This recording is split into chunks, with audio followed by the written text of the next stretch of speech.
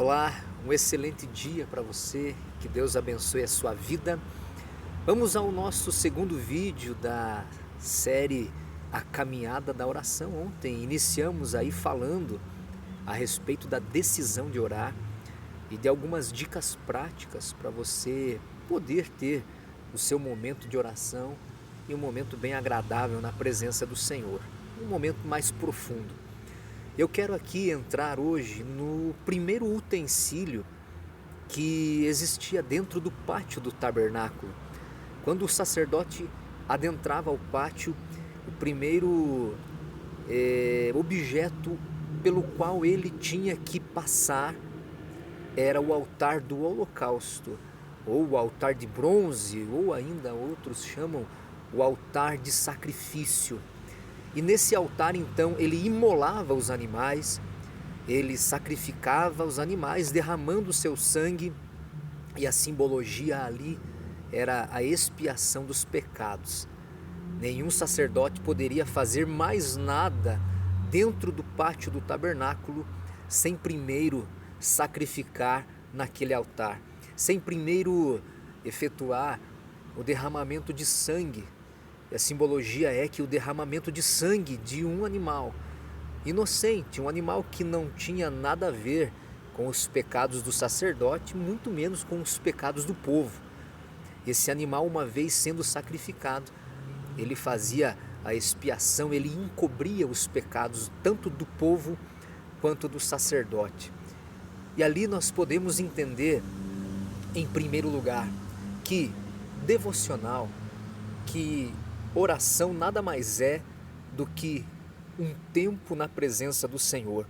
Quando você doa o seu tempo, você está doando a sua vida, porque nós sabemos que tempo é vida.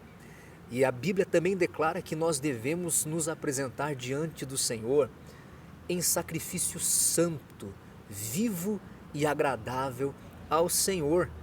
O nosso sacrifício, o nosso culto racional, aquele momento onde nós nos colocamos na presença do Senhor para orar, para nos dobrarmos diante da sua presença e ali adorar, louvar, cantar cânticos. Quando nós entregamos esse nosso tempo, nada mais do que é a nossa vida sendo entregue, sendo sacrificada na presença do Senhor. Por isso que a Bíblia declara o culto racional. O nosso culto racional hoje não depende mais do derramamento de sangue de animais, mas nós precisamos sim nos sacrificar. E aqui você pode entender com a questão desse tempo, desse esforço que nós precisamos fazer para entrar na presença do Senhor. Você que já tem uma vida rotineira de oração, sabe muito bem que tem dias que não é muito simples assim acordar de manhã e ir para a presença do Senhor com os joelhos dobrados.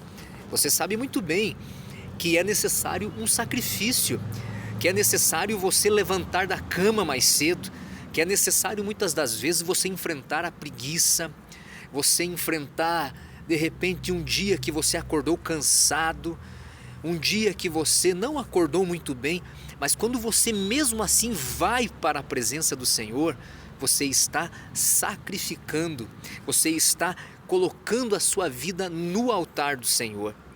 Por isso que a palavra do Senhor, ela fala sobre mortificar o velho homem. Todas as vezes que nós vamos para o altar do sacrifício, nós estamos mortificando a nossa carne com os seus desejos, com as suas vontades. Porque vamos falar a verdade, vamos falar francamente.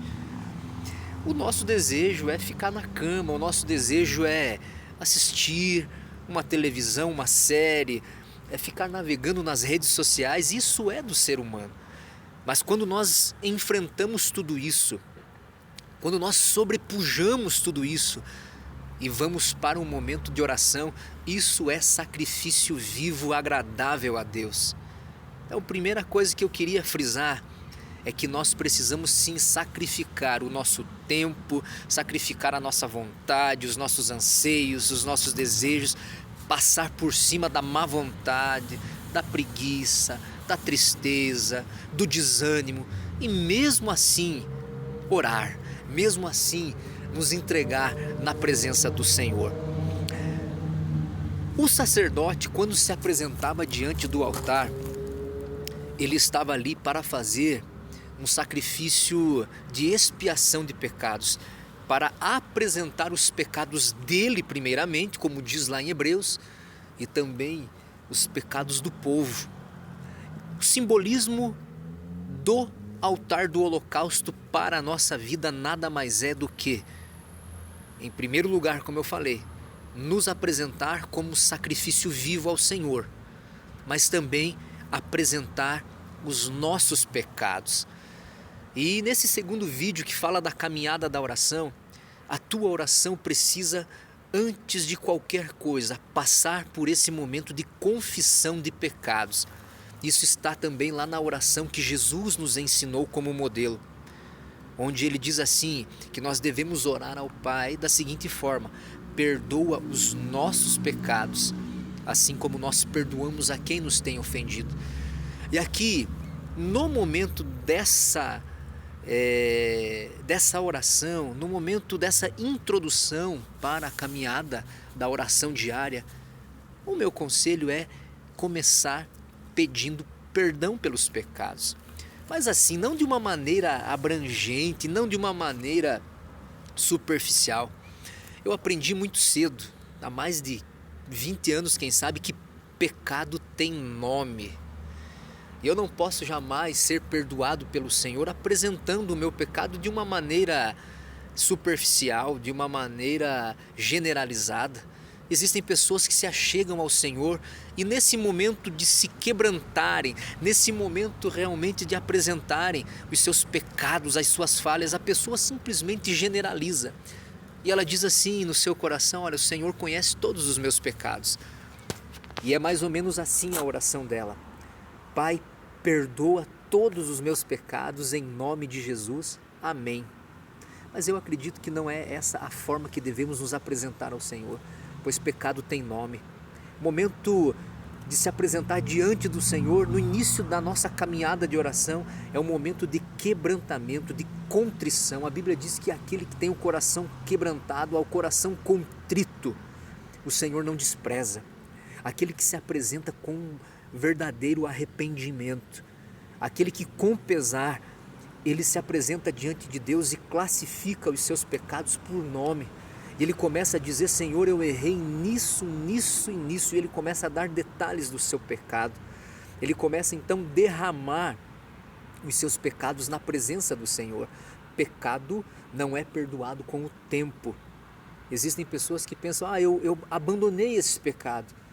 Mas ela nunca confessou, ela nunca se arrependeu, ela nunca entrou na presença do Senhor com aquele pesar, com aquele sentimento de Senhor, eu errei, como aquele pecador que você já deve ter ouvido falar naquela parábola onde Jesus diz que um pecador batia no peito e falava: Senhor, tem misericórdia de mim porque eu sou pecador.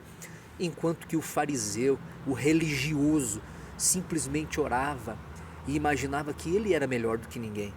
Nós não devemos fazer isso, mas nós devemos ter um coração contrito, um coração pesaroso por aquele erro que nós cometemos.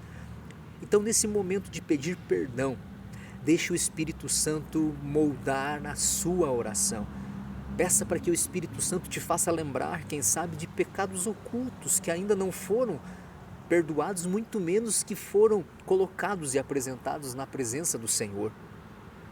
E que o Senhor, ao trazer a sua lembrança esse pecado, que você expresse o seu arrependimento, a sua dor por ter cometido esse pecado, dando nomes, dando ocasiões, mostrando para o Senhor que realmente você está arrependido. Senhor, eu errei essa semana, errei ontem, errei hoje, nisso, naquilo e naquilo outro. Pai, me perdoa. Um exemplo: Pai, me perdoa porque eu olhei com um olhar de cobiça para a mulher do meu próximo. Um outro exemplo: Pai, me perdoa porque ontem eu me irei com o fulano de tal e ali eu fui muito rústico, muito bruto. Quem sabe eu falei palavras ríspidas que ofenderam, que machucaram, que acabaram entristecendo essa pessoa, me perdoa, Senhor. E aí, uma terceira questão, além de você sacrificar a sua vida, além de você entrar na presença do Senhor e confessar o pecado detalhadamente, comece a agir. O livro de Provérbios diz que aquele que confessa os seus pecados e os deixa, esse sim alcançará a misericórdia do Senhor. Não é só pedir perdão, é necessário também que você tome uma decisão. Quando existem pessoas envolvidas, pessoas que você machucou, pessoas que você ofendeu, pessoas que você nessa caminhada feriu o coração, somente o pedido de perdão para Deus não vai resolver. A Bíblia diz que o Senhor nos ensinou: Pai, perdoa os meus pecados, assim como eu perdoo aquele que me tem ofendido. Procure essa pessoa, resolva essa situação. E aí vem os velhos argumentos e as velhas justificativas. Olha, mas não é eu que estou errado, não sou eu o errado, a pessoa que fez isso. Esqueça tudo isso. Tudo isso é balela do diabo, é conversa fiada do inimigo, para que você não se arrependa, para que você não peça perdão e para que você não procure essa pessoa. É humilhante muitas das vezes? É difícil? Sim.